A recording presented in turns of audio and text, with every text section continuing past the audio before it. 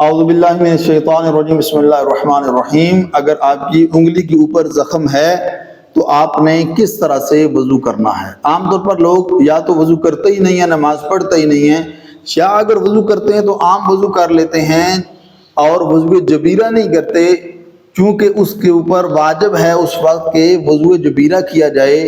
اگر آپ وضو جبیرہ نہیں کریں گے تو آپ کا وضو درست نہیں ہوگا، آپ عام وضو نہیں کر سکتے۔ یہ آپ کی انگلی کے اوپر زخم ہے، اور زخم بھی اس طرح ہے کہ اس کے لیے پانی نقصان دہ ہے، پانی آپ اگر پہنچائیں گے تو نقصان ہوگا، اور اس پٹی کو اتارنا بھی ممکن نہیں ہے، پٹی کو آپ اتار بھی نہیں سکتے، تو پھر آپ کس طرح سے وضو کریں گے؟ آئیے پریکٹیکل طور پر دیکھتے ہیں۔ سب سے پہلے آپ نے ہاتھوں کو دھونا ہے 3 دفعہ، اس انگلی کو چھوڑ کر، یہ مستحب ہے، اگر آپ نہیں بھی دھوتے تو مسئلہ نہیں ہے، اس انگلی کو چھوڑ کر آپ نے 3 دفعہ آپ نے ہاتھوں کو دھو لینا ہے۔ اس کے بعد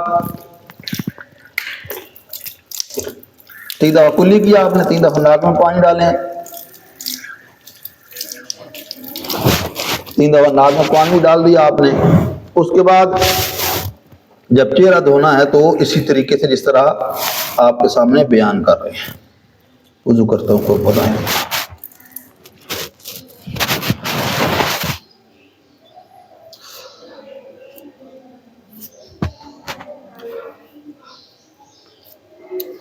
اس طرح دھوئیں کہ کوئی جگہ خشک نہ رہے۔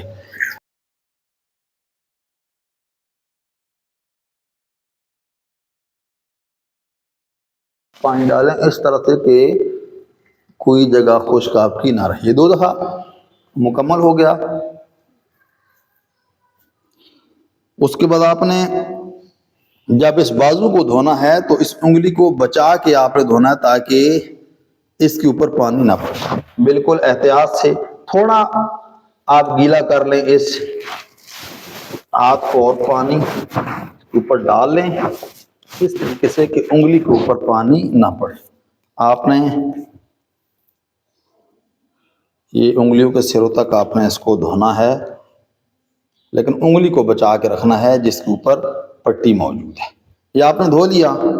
اس کے بعد آپ نے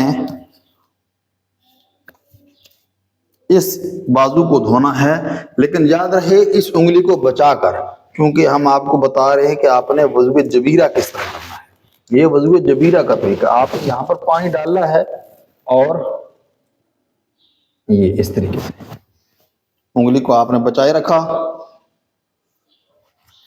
اس کے علاوہ جو مکمل طور پر آپ نے بازو مکمل دھو لینا ہے، یہ انگلیوں کو آپ نے دھو لیا۔ جہاں تک ممکن ہے، اگر آگے سے جگہ خالی ہے تو آپ آگے بھی اس طرح ہاتھ لگا لیں، جو جگہ خالی ہے آپ نے اس کے اوپر بھی جگہ خالی جو ہے اس کے اوپر آپ نے اس کو گیلا کر لیا۔ یہ بھی جگہ گیلی ہو گئی، بالکل اس جگہ تک جہاں تک ممکن ہے، جہاں تک آپ نے وہ آپ کے ممکن تھا آپ نے اس کو گیلا کر لیا۔ اب یہ انگلی بچ گئی تو آپ نے اس انگلی کے اوپر ایسے ہاتھ پھیر لیں گے، آپ نے اس کے اوپر ہاتھ پھیر لیا۔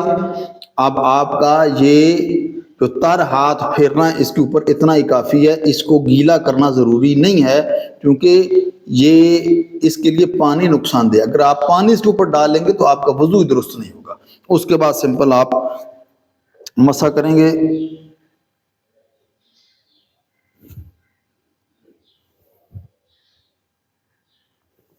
اور اس انگلی کو بچا کر آپ نے باقی انگلیوں کے ذریعے آپ نے ایسے مسح کر لینا۔